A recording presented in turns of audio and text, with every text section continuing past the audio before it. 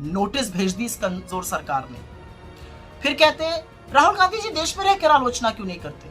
अरे वो आईना आपको यहाँ पर भी दिखाते हैं, वहां पर भी दिखाते हैं। यहाँ पर आप साजिश रचकर, षड्यंत्र रचकर उनकी सदस्यता खत्म करते हैं, उनका माइक म्यूट करते हैं, विपक्ष की कार्रवाई सदन वाली नहीं दिखाते हैं।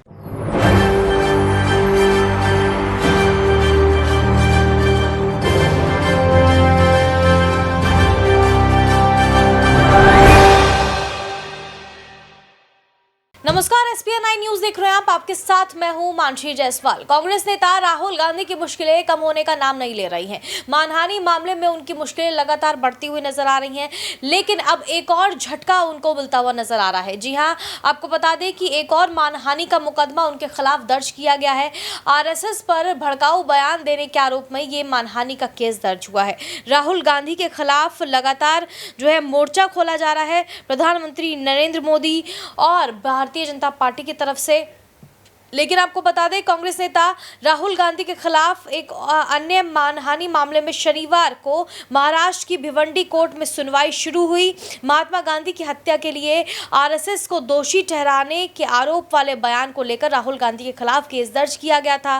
पूर्व सांसद राहुल गांधी फिलहाल अमेरिका की यात्रा पर है। आपको बता दें कि राहुल गांधी जो है वो उन्होंने आरएसएस को लेकर के ये बयान दिया था कि महात्मा गांधी के लिए की हत्या की दोषी जो है वो आरएसएस है। यहाँ पर बड़ा बयान राहुल गांधी की तरफ से दिया गया था और इसी को लेकर के मानहानि का एक और केस उन पर दर्ज किया गया और महाराष्ट्र में इसकी सुनवाई हुई। राहुल गांधी के वकीलों ने उन वकीलों के नाम के साथ एक हलफनामा दायर किया जो मामले में उनकी ओर से पेश होंगे। मुकदमे की सुनवाई के पहले दिन अदालत ने शिकायतकर्ता राजेश कुंटे का बयान दर्ज किया, जो अगली तारीख 1 जुलाई को भी जारी रहेगा। शनिवार को सुनवाई के दौरान शिकायतकर्ता ने अदालत को कांग्रेस नेता के भाषण की एक डीवीडी भी सौंपी और गंभीर आरोप यहां पर राहुल गांधी पर लगाए गए। शिकायतकर्ता कुंटे के वकील ने सबूत के तौर पर 7 नए दस्तावेज भी पेश किए, लेकिन राहुल गांधी के वकील एडवोकेट नारायण अय्यर ने आपत्ति जताते हुए कहा कि उन्हें कॉपी नहीं दी गई। शिकायतकर्ता के वकील ने फिर उन्हें कॉपी सौंपी। आरएसएस कार्यकर्ता राजेश कुंटे ने कांग्रेस नेता राहुल गांधी पर आरएसएस को महात्मा गांधी की हत्या से जोड़कर बदनाम करने का आरोप लगाया। तो आपको बता दें कि लगातार राहुल गांधी की मुश्किलें बढ़ती हुई नजर आ रही हैं। एक मानहानि मामले में तो क्योंकि मोदी सरनेम को लेकर के राहुल गांधी ने एक बयान दिया था, जिसके बाद उनकी मुश्किलें लगातार बढ़ती हुई नजर आ रही हैं और इसके मद्देनजर अब एक और मानहानि का मुकदमा उनके खिलाफ दायर किया जा चुका है। महाराष्ट्र में इसकी सुनवाई हुई।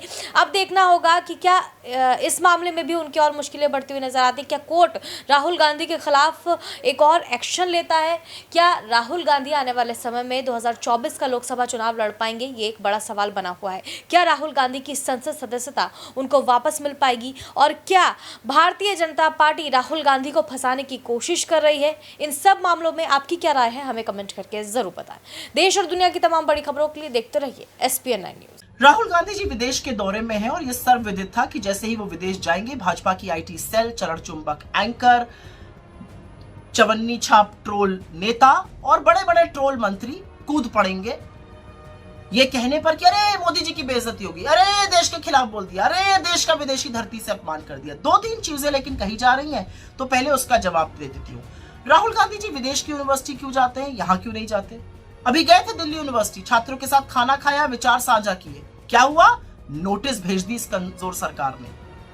फिर कहते हैं राहुल गांधी जी देश में रहकर आलोचना क्यों नहीं करते। अरे वो आईना आपको यहाँ पर भी दिखाते हैं, वहां पर भी दिखाते हैं। यहाँ पर आप साजिश रचकर, षड्यंत्र रचकर उनकी सदस्यता खत्म करते हैं, उनका माइक म्यूट करते हैं, विपक्ष की कार्रवाई सदन वाली नहीं दिखाते हैं। यह आपकी असलियत है। लेकिन राहुल गांधी जी लगातार आपको आईना दिखाते हैं और लोकतंत्र में यह जरूरी है करना, क्योंकि जितना आईना सरकार देखेगी उतना समाधान ढूंढेगी। अब ये अलग बात है कि जो आईने में आपको सच दिखता है वो सच कड़वा है। बेरोजगारी का, महंगाई का, आर्थिक असमानता का, चीन का, अडानी का, उससे घबराकर आप पुल जलूल बातें करते हैं। अरे मोदी विरोधी, अरे देश विरोधी। अरे भैया, देश की बात करना मोदी विरोधी कब से हो गया? और मोदी जी देश से ऊपर है क्या? पहली बात। एक बात और कहना चाहती हूँ, राहुल जी को बड़े बड़े लोग बड़ी बड़ी यूनिवर्सिटीज बुलाती हैं तो वो जाते हैं, अपनी बात करते हैं। प्रधानमंत्री तो करोड़ों रुपए फूंक कर अपनी छवि बनाते हैं, खूब स्टंट रचते हैं बाहर जाकर। अभी हाल ही की बात है, ऑस्ट्रेलिया गए थे, किसी ने वहां पर बॉस कह दिया। अरे भैया, चरण चुंबक मीडिया तो मानो गदगद हो गया, वाह वाह वाह वाह होने लगा। लेकिन उसी के 24 घंटे के अंदर ऑस्ट्रेलिया ने देश के 6 राज्यों से स्टूडेंट्स के आने पर पाबंदी लगा दी। अरे बॉस थे तो वो पाबंदी हटाते, और चरण चुंबको एक शब्द उस पर नहीं निकला आपके। तो दिक्कत की बात यह है कि मोदी जी के बारे में राहुल जी ने ऐसा कुछ भी नहीं कहा है, उनकी तारीफ करी है। क्या कहा है कि मोदी जी इतने सर्वज्ञानी हैं कि भगवान के साथ बैठे तो ब्रह्मांड समझा देते हैं, वैज्ञानिकों के साथ बैठे विज्ञान, इतिहासकारों को तो इतिहास समझा देते हैं, सेना को युद्ध समझा देते हैं और एयरफोर्स को उड़ना समझा देते हैं। अरे मोदी जी तो वो सर्वज्ञानी हैं जिनको ये सारी बातें आती हैं। अब भक्त असमंजस में है कि इस पर क्या कहें। अगर कुछ कहेंगे तो मोदी जी की काबिलियत पे शक हो गया, और अगर कुछ नहीं कहेंगे तो मतलब राहुल जी की बात सही है, तो फंस गए बेचारे भक्त। लेकिन भक्तों, मुझे आपको एक छोटी सी राय देनी है, और राय ये है कि मोदी जी ने महानतम थ्योरियां दी हैं इस दुनिया को। याद है ना, रेडार थ्योरी, फिर गटर गैस से चाय बनाने वाली थ्योरी, फिर हवा से पानी निकाल लो विंडमिल वाली थ्योरी, फिर सदियों पुरानी कॉस्मेटिक सर्जरी थ्योरी, फिर 140 करोड़ के देश में 600 करोड़ ढूंढ लेने वाली थ्योरी, फिर मौसम नहीं बदला है हम बदल गए हैं थ्योरी, फिर 1988 में ईमेल और डिजिटल कैमरा वाली थ्योरी। मतलब लिस्ट तो बहुत लंबी है। A² B² = 2AB वाली थ्योरी, फिर विवेकानंद जी, गुरु नानक देव जी और संत कबीर जी एक साथ बैठ के चर्चा करते थे। ये अलग बात है, वो अलग अलग सदियों में पैदा हुए थे। तो भक्तों, परेशान मत हो, थोड़ा सा पानी पियो और इन महानतम थ्योरीज पर रिसर्च करो, क्योंकि इस देश का लोकतंत्र प्रधानमंत्री मोदी की तरह छुई मुई नहीं है। इस देश का लोकतंत्र प्रखर है, उसको और पुरजोर बनाना है। इस देश का लोकतंत्र तो वो है जहां पर प्रधानमंत्री नेहरू अपने खिलाफ आर्टिकल लिखते थे और आपकी तरह रोना नहीं रोते थे, जहां विश्व की आंख में आंख डालकर भारत का हित सर्वोपरि रखा जाता था, और विदेश नीति का मतलब सिर्फ अपने मित्र को कारोबार दिलाना और अपनी छवि संवारना नहीं होता था। इसलिए मोदी जी और उनके भक्तों, काम पर ध्यान दीजिए।